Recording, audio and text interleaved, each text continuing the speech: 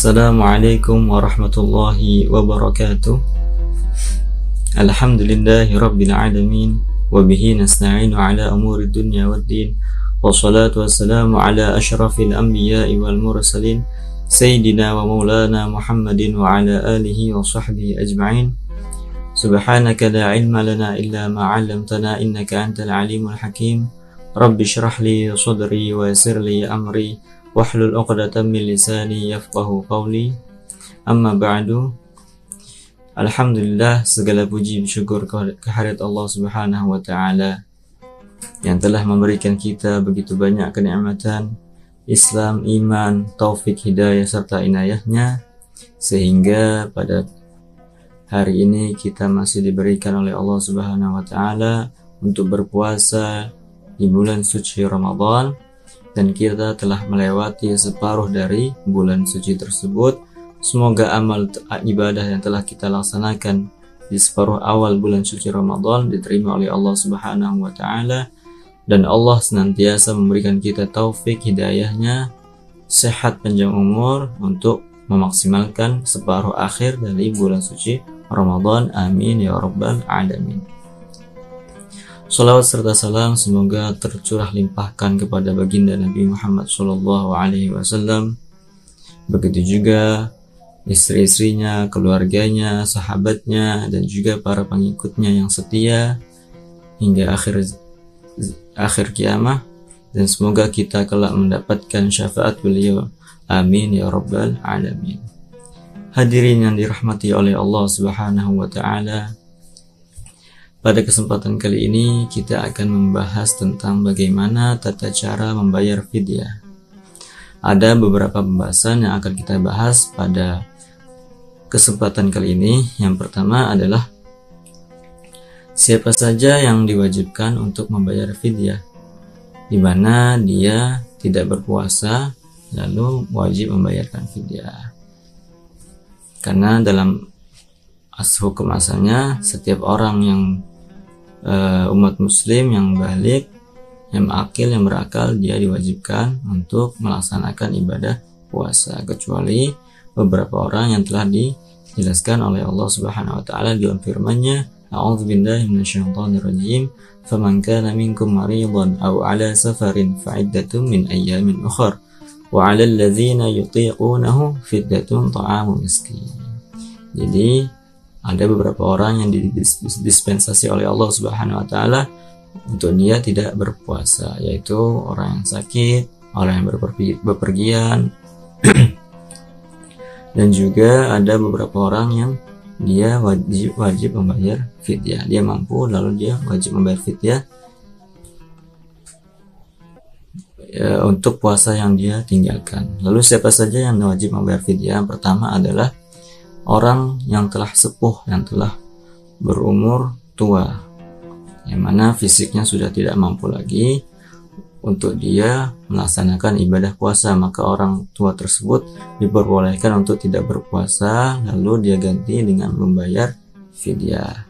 Lalu yang kedua adalah orang sakit yang mana kesembuhannya ini tidak bisa diharapkan lagi. Semisal dia sakit di bulan Ramadan, sebelum Ramadan, lalu di bulan Ramadan sakit lagi, masih tetap sakit, dan diprediksi ini bakal sakit terus, sehingga tidak ada waktu bagi dia untuk mengqadha puasanya tersebut. Maka dalam keadaan seperti ini dia boleh tidak berpuasa, namun nanti diganti dengan fidyah. Berikutnya yang ketiga adalah ibu yang hamil dan menyusui. Ini tidak secara mutlak, tapi ada kriteria-kriteria yang wajib membayar fidyah. Apabila ibu hamil dan yang menyusui tersebut takut akan dirinya, semisal ibunya itu kalau dia puasanya bakal lemes banget, dia nggak mampu, nah orang seperti ini dia wajib mengqadha saja tanpa membayar fidyah. Lalu kalau ibu tersebut itu kok takut akan dirinya dan anaknya, semisal ibunya juga nggak kuat untuk puasa, lalu juga khawatir kalau ibunya puasa nanti janinnya bakal lemah atau anaknya nanti kurang asupan ASI. Maka dalam keadaan tersebut, ketika ibunya tersebut akan takut akan dirinya, khawatir akan dirinya dan anaknya atau janinnya, maka dia hanya wajib mengqadha puasa yang dia tinggalkan. Lalu keadaan yang ketiga adalah ketika seorang ibu tersebut itu khawatir hanya kepada janinnya atau anaknya. Semisal dia kalau puasa dia mampu, ibu tersebut mampu untuk berpuasa sebenarnya untuk dirinya sendiri. Tapi karena ada janin atau anaknya, dia khawatir nanti janinnya akan lemah atau anaknya nanti kurang asupan gizi, kurang asupan ASI, maka dia boleh tidak berpuasa dan nanti dia wajib mengqadha puasanya plus membayar fidyah karena dia asalnya itu mampu, tapi karena khawatir akan anaknya saja atau janinnya, maka dia wajib membayar qadha plus fidyah. Lalu yang terakhir adalah orang yang memiliki utang puasa di tahun sebelumnya.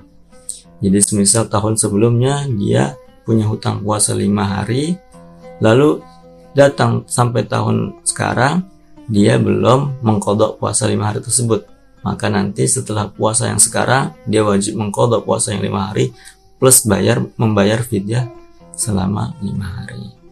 Oke, itu adalah 4 orang yang wajib membayar fidyah. Lalu bagaimana takaran atau ukuran fidyah tersebut? Fidyah yang wajib dibayarkan adalah 1 mud atau 1 kepala. Ini pada zaman Rasulullah, 1 mudnya Rasulullah atau sahabat. Namun sekarang jika dikonversikan pada ukuran sekarang itu setara dengan 6 on sampai 7 on, karena beberapa ulama ada yang berbeda pendapat. Intinya antara 6 ons, ada yang mengatakan 6 ons, ada yang mengatakan 6,7 on, ada yang mengatakan 7 on. Kalau kita lebihkan dari 7 on nggak apa-apa, jadi lebihnya nanti sebagai sedekah untuk berhati-hati. Jadi nanti kita bayar 6 on atau 7 on, lalu kita lebihkan, nanti lebihnya itu menjadi sedekah. Lalu siapa yang berhak menerima fidyah tersebut? Seperti halnya di firman Allah, walladzina yutiquna fidyatun ta'amu miskin. Yang berhak menerima fidyah tersebut adalah orang fakir dan miskin.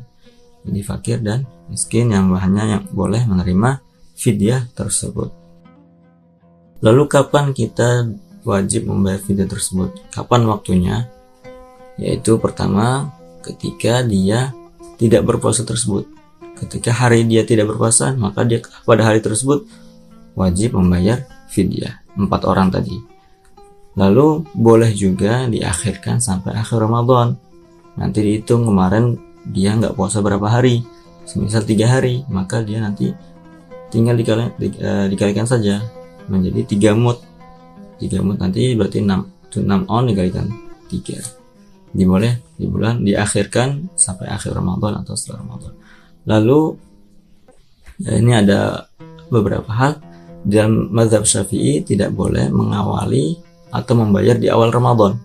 Semisal dia bakal nggak puasa selama sebulan, dia bayar pas tanggal 1. Ini tidak diperbolehkan untuk mengawali membayar fidyah di awal puasa sebelum dia berpuasa. Maksudnya sebelum masuknya bulan puasa dia sudah bayar fidyah, ini tidak diperbolehkan. Jadi yang diperbolehkan waktunya adalah ketika waktu itu dia tidak berpuasa pada hari itu juga, atau nanti diakhirkan di akhir Ramadan. Lalu bagaimana bentuk yang dibayarkan, bentuk fidyah tersebut? Jumhur ulama, mayoritas ulama ini mengatakan bahwasanya bentuk fidyah yang wajib dibayarkan adalah dalam bentuk makanan pokok di suatu daerah. Kalau di Indonesia, di Asia, itu berarti makanan pokoknya adalah beras, maka wajib membayar dengan bentuk beras. Atau kalau di orang negara Arab, itu makanan pokoknya dengan gandum. Namun bagaimana kita kalau bayar dengan menggunakan uang? Nah, ini menurut mayoritas ulama tidak boleh dikonversikan menjadi uang. Namun dalam mazhab Hanafi ini diperbolehkan kita membayar fidyah dengan menggunakan uang, namun dengan syarat-syarat tertentu, yaitu salah satunya adalah kita membayar uang tersebut dengan senilai gandum. Jadi berapa harga gandum sekarang dalam 1 mud itu, nah, kita konversikan menjadi uang, itu boleh. bukan beras, bukan seharga beras, tapi harus seharga gandum. Oke, itu adalah beberapa hal yang berkaitan dengan tata cara membayar fidyah yang bisa saya sampaikan. Kurang lebihnya mohon maaf. Semoga bermanfaat. Kullu amin wa antum fi khair. Assalamualaikum warahmatullahi wabarakatuh.